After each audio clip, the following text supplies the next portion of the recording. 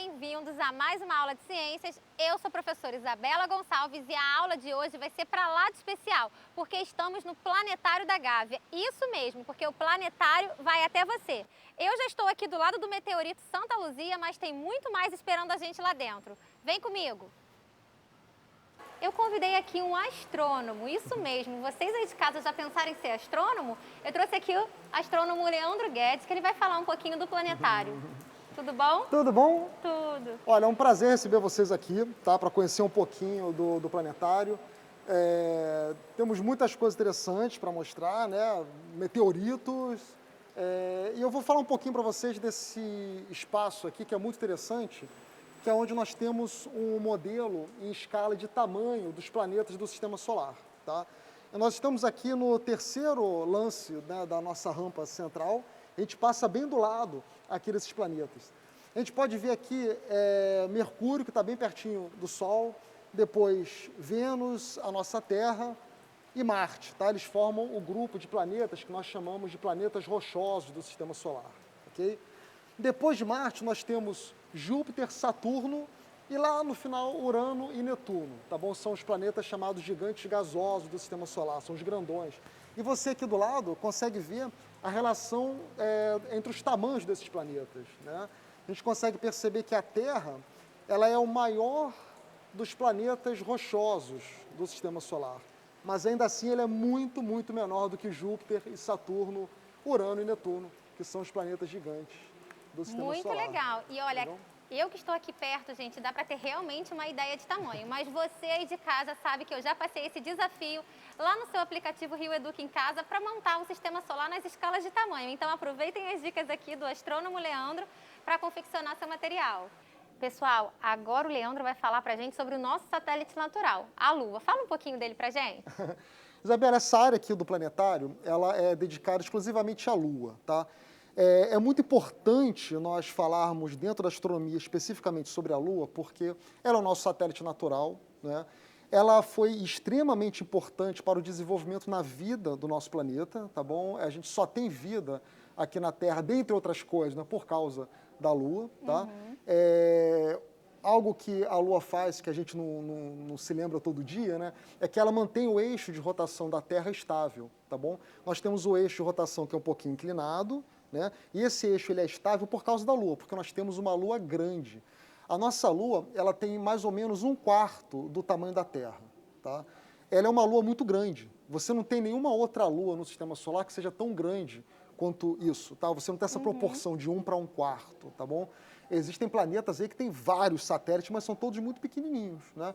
O nosso vizinho Marte aqui tem 2 satélites, são bem pequenininhos.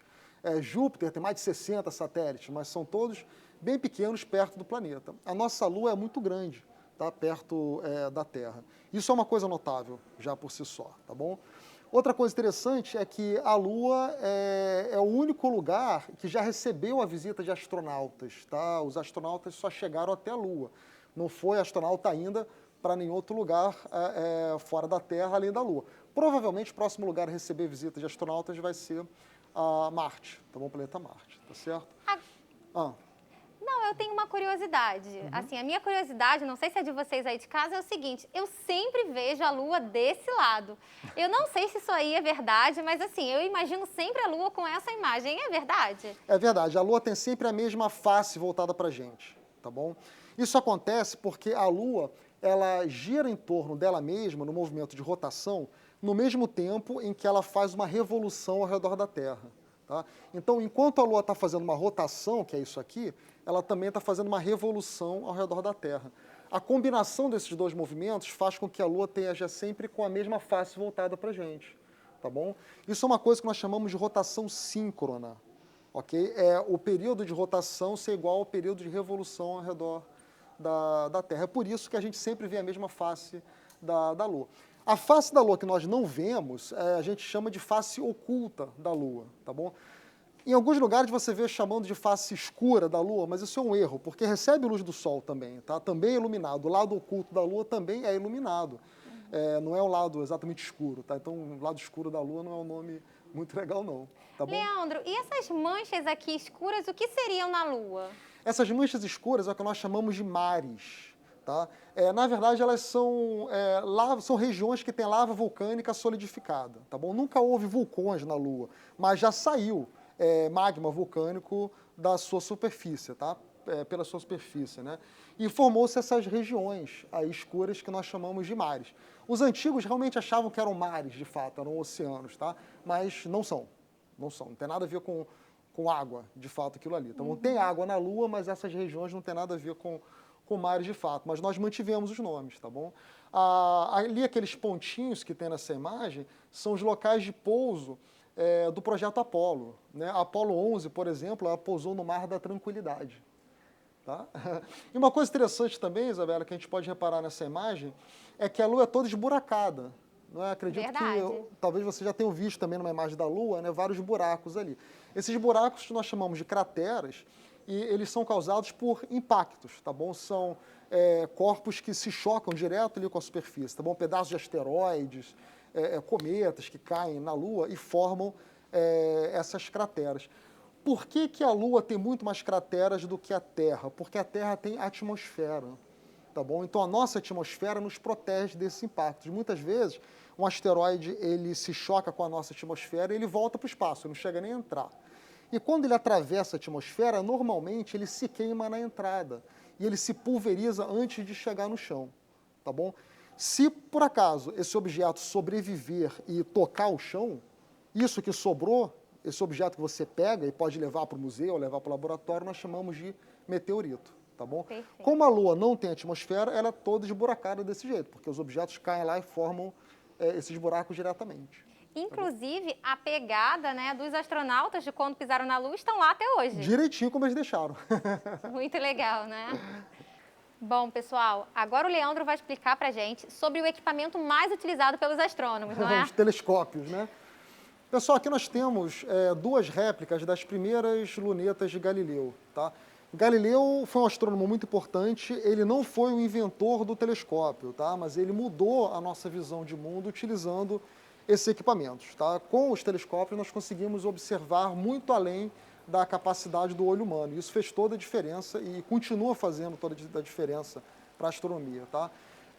Esses aqui são assim, telescópios primordiais, né? Vocês veem que eles são muito compridos, bastante finos. Enfim, são telescópios que só usam lentes, tá? Nós chamamos também de luneta ou telescópios refratores. Aqui no planetário nós temos telescópios mais modernos, tá bom?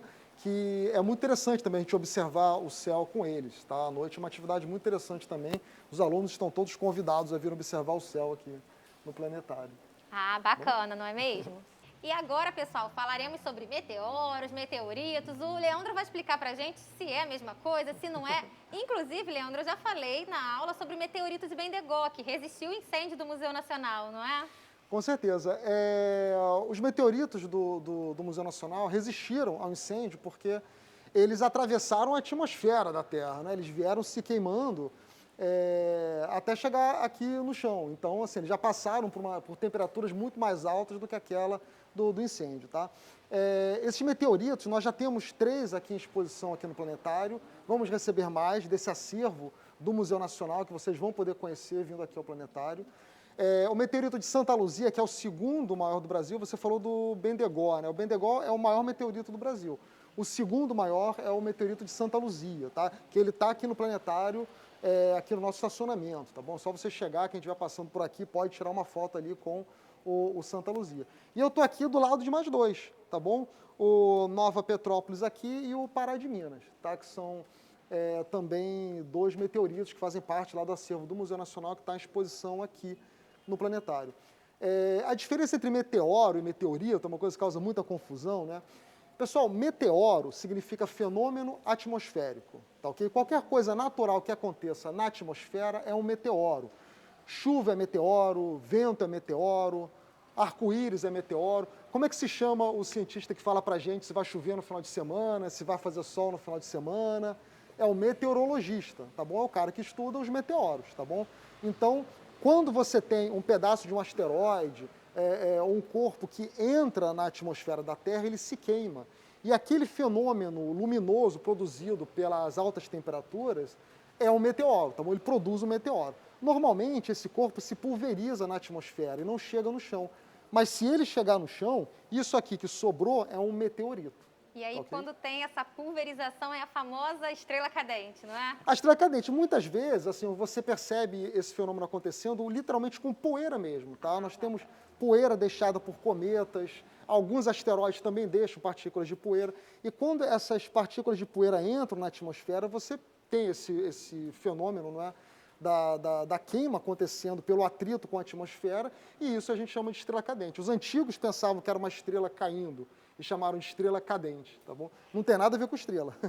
Bom, pessoal, a aula vai ficando por aqui, mas eu quero agradecer o Leandro. Muito obrigada por toda essa disponibilidade de apresentar um pouquinho do planetário e fala um pouquinho sobre a visitação desse espaço tão bacana para eles. Eu agradeço muito a vocês. E o planetário ele já está aberto aos finais de semana, tá bom? A partir das 10 horas da manhã. Vejam no nosso site a programação e vai ser um prazer receber vocês aqui. Até a próxima aula, pessoal. Tchau, tchau.